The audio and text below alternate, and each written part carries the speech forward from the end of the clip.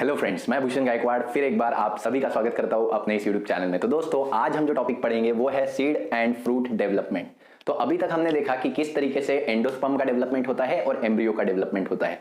जब एंडोस्पर्म और embryo develop हो रहे होते हैं साइमल्टेनियसली, तो बाहर जो ओव्यूल है वो डेवलप होता है सीड में साइमल्टेनियसली उसी टाइम पे, और उसी वक्त जो ओवरी होती है वो डेवलप हो रही होती है फ्रूट में। तो ये सब एक ही साथ हो रहा होता है ऑल द टाइम। ठीक है, तो हम क्या देखते हैं, that is when the embryo is developing, when endosperm is developing, at the same time the development of ovule takes place into the seed and the development of ovary takes place into the fruit. ठीक है, तो अब हम देखते हैं seed का development किस तरीके से होता है और फ्रूट का डेवलपमेंट किस तरीके से होता है। सीड और फ्रूट जो है वो एक तरीके से रिप्रोडक्टिव पार्ट होते हैं प्लांट्स के, जिसमें से seed one of the most important reproductive structure होता है, क्योंकि यही रिस्पॉन्सिबल होता है आगे जाके to formation of new plant offspring. अब बात करते हैं सीड का जो डेवलपमेंट है वो इनिशिएट होता है with the process of fertilization. Fertilization का मतलब क्या होता है कि जहां पे मेल गमीट फीमेल गमीट एक दूसरे के साथ फ्यूज करते हैं उसको सिंगैमी या फर्टिलाइजेशन हम बोलते हैं, जिसके जरिए आगे जाके जो है वो सीड डेवलपमेंट का प्रोसेस इनिशिएट होता है। बट फर्टिलाइजेशन को कैरी फॉरवर्ड करने के लिए पहली प्रोसेस कौन सी चाहिए हमको, पॉलिनेशन। तो पॉलिनेशन भी बहुत इंपॉर्टेंट रोल प्ले करता है। अगर पॉलिनेशन नहीं होगा, फर्टिलाइजेशन नहीं होगा, तो सीड का डेवलपमेंट भी पॉसिबल नहीं होगा और न्यू प्लांट स्पीशीज फॉर्म नहीं हो पाएगी बेसिकली। अब बात करते हैं डिटेल में स्ट्रक्चर ऑफ सीड के बारे में। सीड का अगर हम स्ट्रक्चर देखते हैं तो जैसे कि हमने बोला, सीड डेवलप किससे हो रहा है, ओव्यूल से हो रहा है। ठीक है, अब ओव्यूल के हमने स्ट्रक्चर ऑलरेडी पढ़ चुके हैं। तो ओव्यूल के स्ट्रक्चर में जो दो लेयर्स होती है, जो कवरिंग होती है ओव्यूल की, उस कवरिंग को हम बोलते हैं इंटेग्यूमेंट्स। ठीक है, और आउटर कवरिंग को आउटर इंटेग्यूमेंट बोला जाता है, इनर कवरिंग को इनर इंटेग्यूमेंट बोला जाता है। तो यही दो कवरिंग आगे जाके सीड वॉल यानी सीड कोट फॉर्म करती है। सीड की जो प्रोटेक्टिव कवरिंग होती है वो outer integument and inner integument से ही बनती है, बट इसको अब बोला जाता है टेस्टा एंड टेगमन। तो जो आउटर वॉल होती है सीड की, आउटर कोटिंग, उसको हम बोलते हैं टेस्टा, एंड द इनर वॉल जो होती है, जिसको पहले इनर इंटेग्यूमेंट बोला जाता था, उसको बोलते हैं टेगमन। ठीक है, तो testa is a thick tough structure. ठीक है, थिक और टफ होता है, प्रोटेक्टिव होता है टेस्टा। वहीं पे टेगमन ये जो लेयर होती है ये थिन एंड ट्रांसपेरेंट होती है। ठीक है, और इन दोनों को मिला के हम बोलते हैं सीड कोट। सीड कोट का मतलब होता है that is the covering of seed. अब बात करते हैं नेक्स्ट इनसाइड स्ट्रक्चर के बारे में। तो सीड के अंदर का ये जो स्ट्रक्चर है इसको हम एम्ब्रियो बोलते हैं। और एम्ब्रियो किन किन पार्ट से बना होता है, प्लूम्यूल, एपिकोटाइल। प्लूम्यूल और एपिकोटाइल जो है वो बहुत ही पास पास होते हैं और ये आगे जाके जो है ये प्लांट के शूट फॉर्मेशन में हेल्प करते हैं। वहीं पे नेक्स्ट स्ट्रक्चर आता है हाइपोकोटाइल और लोअर मोस्ट आता है रेडिकल। तो रेडिकल जो है वो आगे जाके रूट डेवलपमेंट में रिस्पॉन्सिबल होता है। और फाइनली हम बोलते हैं यहाँ पे ये बड़ा सा रेड कलर का जो स्ट्रक्चर दिख रहा है, दिस इज कोटिलेडॉन। कोटिलेडॉन क्या करता है, बेसिकली ये पहला फोटोसिंथेटिक ऑर्गन होता है प्लांट का, और साथ ही में ये फूड स्टोरेज का भी वर्क यहाँ पे कैरी आउट करता है। नेक्स्ट हम बात करते हैं, क्योंकि ये डाइकॉट का हम स्ट्रक्चर पढ़ रहे हैं, तो डाइकोटिलेडॉन यानी दो कोटिलेडॉन्स यहाँ पे होंगे सीड में। नेक्स्ट हम बात करते हैं सीड में सेंटर में एक छोटा सा पोर हमें दिखता है।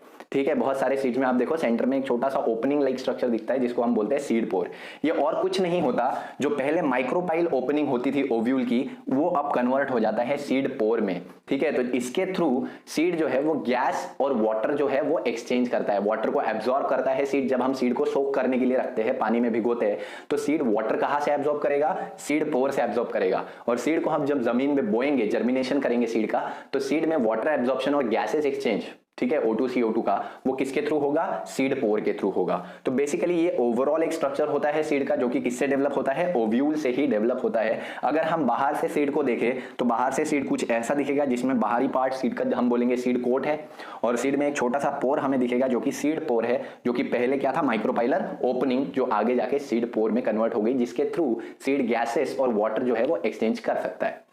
अब इसी पे बेस्ड कुछ सीड के कैरेक्टरिस्टिक पॉइंट्स हम इसमें कंसीडर करेंगे। सबसे पहले सीड जो है डेवलप हो रहा है ओव्यूल से, तो ओव्यूल में जब एम्ब्रियो का डेवलपमेंट होता है, उस टाइम पे धीरे धीरे ये जो आउटर टिश्यू होता है, जिसको हम न्यूसेलस बोलते हैं, जो रेड कलर का टिश्यू है, वो डीजेनरेट हो जाता है। बट कुछ ऐसे प्लांट्स होते हैं, कुछ ऐसी प्लांट स्पीशीज होती है जिनमें ये न्यूसेलस स्टिल प्रेजेंट होता है even after the development of embryo या even after the development of seed. Seed के डेवलपमेंट के बाद भी थोड़ा सा न्यूसेलस उसमें रहता है। ठीक है, ऐसे न्यूसेलस की लेयर को पेरिस्पर्म बोला जाता है। क्या बोला जाता है, पेरिस्पर्म। तो याद रखो, nucellus is persistent in some ovules और seed even after the fertilization in the form of thin layer is called as perisperm. ठीक है, नेक्स्ट सीड में अगर हम देखते हैं, सीड में जब एम्ब्रियो का डेवलपमेंट हो रहा है तो वहां पे जो प्रेजेंट होता है वो एंडोस्पर्म प्रेजेंट होता है, जो कि एम्ब्रियो को डेवलप करने के लिए नरिशमेंट न्यूट्रिशन प्रोवाइड करता है। अब अगर सीड में एम्ब्रियो जो है वो डेवलपमेंट के टाइम अगर एंडोस्पर्म यूज करता है और फिर भी थोड़ा सा एंडोस्पर्म लास्ट में बच जाता है एम्ब्रियो के डेवलपमेंट के बाद, मतलब सीड में अभी भी एंडोस्पर्म है, ऐसे सीड को हम एंडोस्पर्मिक सीड या अल्ब्यूमिनस सीड बोलते हैं। That is the seed which is containing endosperm even after the development of embryo. Embryo के डेवलपमेंट में एंडोस्पर्म की रिक्वायरमेंट होती है, बट स्टिल अगर उसके रिक्वायरमेंट पूरी होने के बाद भी अगर कुछ एंडोस्पर्म बच जाता है सीड में, then such seed which is containing endosperm called as albuminous seed और endospermic seed. Example castor, coconut and maize. जैसे कि हमने बोला था कोकोनट के अंदर जो वाटर होता है वो फ्री न्यूक्लियर एंडोस्पर्म होता है जिसे हम पीते हैं, तो बेसिकली कोकोनट में तो एंडोस्पर्म बचता ही है, तभी हम उसको कंज्यूम कर सकते हैं। Next seed which is lacking endosperm called as x albuminous और नॉन एंडोस्पर्मिक सीड। मतलब अगर मान लो कि सीड में जब एम्ब्रियो का डेवलपमेंट हो रहा है उस टाइम पे एम्ब्रियो ने सारा का सारा एंडोस्पर्म यूटिलाइज कर लिया, सीड में कुछ भी एंडोस्पर्म नहीं बचा, ऐसे सीड में कोई एंडोस्पर्म नहीं है, the seed which is lacking endosperm called as x albuminous seed या non endospermic seed. Example pea and beans. Beans और पी की जो सीड्स होती है उनमें हम देखते हैं कि कोई एंडोस्पर्म प्रेजेंट नहीं होता। नेक्स्ट हम बात करते हैं cotyledon acts as a food storage material. तो हमने बोला कॉटिलेडॉन जो है वो फूड स्टोरेज मटेरियल का भी काम करते हैं इन सम नॉन एंडोस्पर्मिक सीड। ठीक है, नॉन एंडोस्पर्मिक सीड में कोई भी एंडोस्पर्म नहीं है, मतलब उनके पास एनर्जी का कोई भी सोर्स नहीं है, क्योंकि सीड को जर्मिनेट करना है तो सीड को इनिशियली एनर्जी चाहिए, जो कि फोटोसिंथेसिस तो सीड नहीं कर सकता स्टार्टिंग में। तो इनिशियली सीड को एनर्जी चाहिए, जो एनर्जी या तो एंडोस्पर्म से लेगा या तो कॉटिलेडॉन। तो कॉटिलेडॉन कुछ फूड स्टोर करके रखता है क्योंकि इसके पास एंडोस्पर्म नहीं होता, और ये स्टोर्ड फूड जो है वो एनर्जी प्रोवाइड करता है for the germination of seed. तो आपको समझ में आ चुका होगा कॉटिलेडॉन फूड स्टोरेज मटेरियल की तरह भी एक्ट करता है in some non endospermic seed which is helping it for germination of seed. ठीक है, next cotyledon are the first green photosynthetic organs of plant. Plant का पहला ग्रीन फोटोसिंथेटिक ऑर्गन अगर कोई होता है तो वो कॉटिलेडॉन होता है।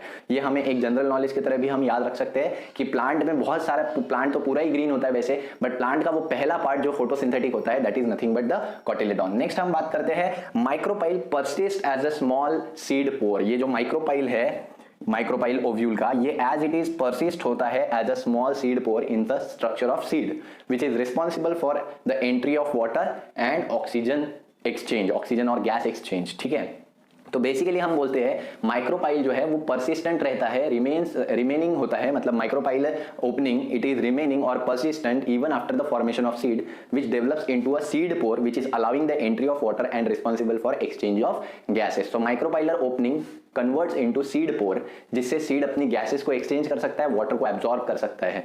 तो ये बेसिकली हमने यहाँ पे सीड के स्ट्रक्चर को डिस्कस कर लिया है और सीड के कैरेक्टरिस्टिक भी हमने पढ़ लिए हैं। अब हमको पढ़ना है स्ट्रक्चर ऑफ फ्रूट और किस तरीके से ओवरी जो है वो फ्रूट में डेवलप होती है और फ्रूट क्यों इतना इंपॉर्टेंट होता है for the. Let's talk about the fruit development. अभी हमने सीड डेवलपमेंट कंप्लीट कर लिया, फ्रूट डेवलपमेंट की बात करते हैं। तो फ्रूट जो है ओवरी ही आगे जाके फ्रूट में डेवलप होती है। हमने बोला जैसे कि जब एम्ब्रियो का डेवलपमेंट हो रहा है, एंडोस्पर्म का डेवलपमेंट हो रहा है, साथ ही साथ ओव्यूल का डेवलपमेंट हो रहा है सीड में, उसी टाइम पे जो ओवरी होती है वो कन्वर्ट होती है फ्रूट में। ठीक है, या ओवरी जो है उसका स्ट्रक्चर चेंज होता है और इंक्रीज होता है in a size of a fruit. ठीक है, सो फ्रूट डेवलपमेंट को सिग्नल कैसे मिलता है, how the ovary will know that it has to convert और it has to change its structure into the fruit और it has to transform in the fruit. कैसे ovary को पता चलता है कि उसे अब फ्रूट में कन्वर्ट होना है? तो बेसिकली फ्रूट डेवलपमेंट ट्रिगर होता है with hormone which is produced by the developing seed. जैसे जैसे हम देखते हैं कि एम्ब्रियो डेवलप हो रहा है, जैसे जैसे सीड का फॉर्मेशन हो रहा है, उसी टाइम पे एक सिग्नल, एक हार्मोन प्रोड्यूस होते हैं इनसाइड द ओवरीज और ये सिग्नल ट्रांसमिट होता है इनसाइड द ओव्यूल और सीड के अंदर हार्मोन प्रोड्यूस होते हैं और ये हार्मोन जो है वो सिग्नल ट्रांसमिट करते हैं टू द ओवरी। ठीक है, अब ये जो ओवरी है ये आगे जाके फ्रूट फॉर्मेशन जो है वो स्टार्ट कर देता है। ठीक है, और फर्टिलाइजेशन के बाद हम देखते हैं ओवरी जो है वो धीरे धीरे डेवलप करना स्टार्ट कर देती है इनटू फ्रूट। ठीक है, अब ओवरी जो है, ओवरी वॉल जो है, ओवरी की वॉल जो है वो भी कन्वर्ट हो जाती है into the fruit wall that is pericarp. Ovary की जो वॉल होती है, this is the wall of ovary which later develops into a pericarp. Pericarp की अगर हम बात करते हैं तो पेरिकार्प 3 लेयर की वॉल होती है जो कि बेसिकली फ्लेशी फ्रूट में डिफरेंशिएट होती है, लाइक मैंगोज एंड कोकोनट। तो मैंगो और कोकोनट जैसे फ्रूट्स में ये जो पेरिकार्प वॉल होती है ये 3 लेयर में डिफरेंशिएट होती है। जस्ट लाइक इन मैंगो हम देखते हैं जो अपर ग्रीन लेयर हमें दिखती है, या अगर मैंगो पका हुआ हो, राइपन हो, तो जो अपर येलो लेयर हमें दिखती है which is the outer covering, it is called as epicarp. ठीक है, इसके बाद वो पार्ट आता है व्हाइटिश पार्ट जो मैंगो का हम कंज्यूम करते हैं, खाते हैं, एडिबल पार्ट होता है, that layer is called as mesocarp. ठीक है, and the final that is endocarp. Endocarp वो लेयर होती है जो कि मैंगो के एकदम लास्ट में सीड की कवरिंग होती है, ये टफ लेयर होती है, सीड को कवर करती है, it is called as endocarp. और इन तीनों लेयर को मिलकर हम बोलते हैं pericarp, the wall of ovary और the wall of fruit basically. तो वॉल ऑफ ओवरी आगे जाके कन्वर्ट होती है, डिफरेंशिएट होती है इनटू पेरिकार्प। अब हम बात करते हैं significance of seed and fruit. Fruit और सीड का फॉर्मेशन क्यों इंपॉर्टेंट है इन केस ऑफ प्लांट्स। ठीक है, सबसे पहले फ्रूट जो है वो नरिशमेंट प्रोवाइड करता है टू द डेवलपिंग सीड। जब हम बोल रहे हैं कि सीड डेवलप हो रहा है, ठीक है, उसी टाइम पे फ्रूट भी डेवलप हो रहा है, और फ्रूट जो है वो नरिशमेंट यानी न्यूट्रिशन देता है टू द डेवलपिंग सीड, यानी सीड की ग्रोथ में फ्रूट रिस्पॉन्सिबल होता है। ठीक है, और फ्रूट की ग्रोथ में सीड रिस्पॉन्सिबल होता है बाय प्रोडक्शन ऑफ हार्मोन। हमने अभी देखा सीड जो है, डेवलपिंग सीड कुछ हार्मोन्स रिलीज करता है जिसके वजह से फ्रूट फॉर्मेशन स्टार्ट हो जाता है। तो फ्रूट जो है वो सीड के वजह से फॉर्म हो रहा है, वहीं पे सीड जो है उसको नरिशमेंट प्रोवाइड कर रहा है फ्रूट। नेक्स्ट हम बात करते हैं fruit protects the immature seed. Fruit जो है वो इमैच्योर सीड को, यानी ऐसा सीड जो अभी प्रॉपर्ली मैच्योर नहीं हुआ है, उसको प्रोटेक्ट करने का काम किसका होता है, फ्रूट का होता है। नेक्स्ट, सीड जो है वो अल्टीमेट रिप्रोडक्टिव पार्ट होता है ऑफ अ प्लांट। तो प्लांट में अगर कोई नया प्लांट ओरिजिन करना है, डेवलप करना है, प्रोड्यूस करना है, तो अल्टीमेटली ये सीड के वजह से ही होता है। अगर सीड ही नहीं होगा तो नया प्लांट जो है वो डेवलप नहीं हो सकता by sexual reproduction. Next, seed and fruit has a special dispersal devices for their species distribution. अब देखो, प्लांट में जो फ्रूट और सीड होते हैं इनके पास स्पेसिफिक डिवाइसेस होते हैं जिनसे ये अपने प्लांट स्पीसीज को डिस्ट्रीब्यूट कर सकते हैं through out the world, through out the area. ठीक है, तो फ्रूट्स में हम देखते हैं कुछ फ्रूट जो है वो टेस्टी फ्रूट्स होते हैं जो कि एनिमल कंज्यूम करते हैं और फिर जाके वो सीड के डिस्पर्सल में रिस्पॉन्सिबल होते हैं।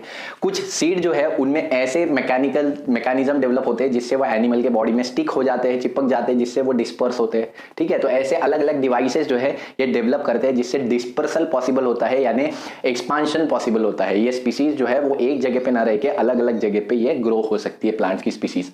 नेक्स्ट, सीड डॉर्मेंसी की अगर हम बात करते हैं तो ये हेल्प करता है for a survival of seed in the unfavourable condition. Seed dormancy क्या होता है? कोई भी प्लांट में अगर फ्रूट फॉर्म होता है, फ्रूट हम खा लेते हैं, तो वो जो सीड होता है उसको अगर तुरंत जमीन में बोया जाए तो दूसरे ही दिन वो जर्मिनेट नहीं करता। तो हर सीड का एक इनएक्टिवेशन पीरियड होता है, 10 दिन, 15 दिन, 5 दिन का। ठीक है, उसको हम डॉर्मेंसी पीरियड बोलते हैं। ये वो पीरियड होता है जिस पीरियड में सीड जर्मिनेट नहीं करता और सीड जो है इस पीरियड में सर्वाइव करता है इन अनफेवरेबल कंडीशन। हम देखते हैं बहुत सारे फ्रूट जो है वो गर्मी के दिनों में प्रोड्यूस होते हैं और गर्मी में जो है वो सीड को प्रॉपर वाटर गैसेस न मिलने के कारण सीड जर्मिनेट नहीं कर सकता। तो ऐसे टाइम में ये जो फ्रूट्स होते हैं या ये जो सीड्स होते हैं ये डॉर्मेंसी में चले जाते हैं, मतलब उस पीरियड ऑफ टाइम के लिए ये जर्मिनेट ही नहीं करेंगे। इवन आप उसको फेवरेबल कंडीशन भी प्रोवाइड करेंगे तो भी वो उस पीरियड ऑफ टाइम, उसके डॉर्मेंसी पीरियड में वो जर्मिनेट ही नहीं करेंगे। ठीक है, तो seeds are inactive in their dormancy period, और ये जो है dormancy period it helps for the survival of the seed in unfavourable conditions. ठीक है, और सीड जो है ये, इसकी वायबिलिटी जो है ये बाद में शो होती है, यानी सीड एक्टिव होता है for germination after the dormancy period. ठीक है, अब कुछ सीड जो है वो लेस वायबल, लेस टाइम के लिए वायबल होते हैं। वायबल होना मतलब वो एक्टिव होना। सीड को अगर प्रॉपर पीरियड ऑफ टाइम में जमीन में बो दिया जाए तो वो एक न्यू प्लांट में ग्रो करते हैं, बट उसकी वायबिलिटी, उसकी एक्टिविटी अगर खत्म हो गई और फिर उसको जर्मिनेशन के लिए हम बोएंगे तो वो आगे जाके न्यू प्लांट में डेवलप नहीं होगा। तो कुछ ऐसे प्लांट होती है जिनके सीड की वायबिलिटी बहुत ज्यादा होती है और कुछ ऐसे प्लांट होती है जिनकी सीड की वायबिलिटी बहुत कम होती है। एग्जाम्पल इसमें हमने देखा है जैसे कि लुपिनस आर्कटिकस, ये एक प्लांट है जिसका सीड 10,000 साल तक एक्टिव रह सकता है, वायबल रह सकता है।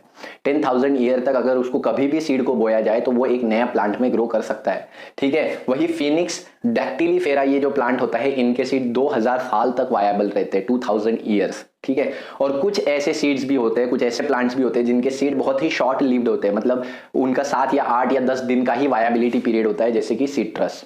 ठीक है। तो ऐसे या कुछ प्लांट ऐसे होते हैं कि जिनका वायबिलिटी पीरियड सिर्फ कुछ 100 दिन का होता है, 200 दिन का होता है, ठीक है। तो these are the kind of plant जो कि शॉर्ट लिव सीड में आते हैं। नेक्स्ट हम बात करते हैं सीड डिस्पर्सल भी है जो पॉसिबल होता है बहुत सारे अलग अलग मेथड से, with the help of insect, with the help of birds, with the help of animals, जिसके कारण प्लांट की स्पीशीज को डिस्पर्स किया जाता है थ्रू आउट द वर्ल्ड, यानी through out the area plant की स्पीशीज जो है वो डिस्ट्रीब्यूट हो सकती है। तो ये था significance of seed and fruits. तो हमने अभी तक यहाँ पे सीड और फ्रूट फॉर्मेशन और उसका डेवलपमेंट को डिस्कस कर लिया, और सीड एंड फ्रूट के सिग्निफिकेंस को, यानी उनके क्या इंपॉर्टेंस है, उसको भी देख लिया। अब इसके बाद हमारे लेसन के कुछ लास्ट टॉपिक्स बच जाते हैं, जैसे कि अपोमिक्सिस, पार्थेनोकार्पी एंड पॉलीएम्ब्रियोनी। ये हम अगले वीडियो लेक्चर में देखेंगे। आई होप आपको मेरा ये वीडियो लेक्चर जो है वो पसंद आया होगा। अगर आपको मेरे वीडियोस पसंद आते हैं तो वीडियोस को लाइक कर दिया कीजिए, चैनल को सब्सक्राइब कर दीजिए और दोस्तों के साथ वीडियोस को शेयर करते रहिए। तब तक के लिए थैंक यू वेरी मच।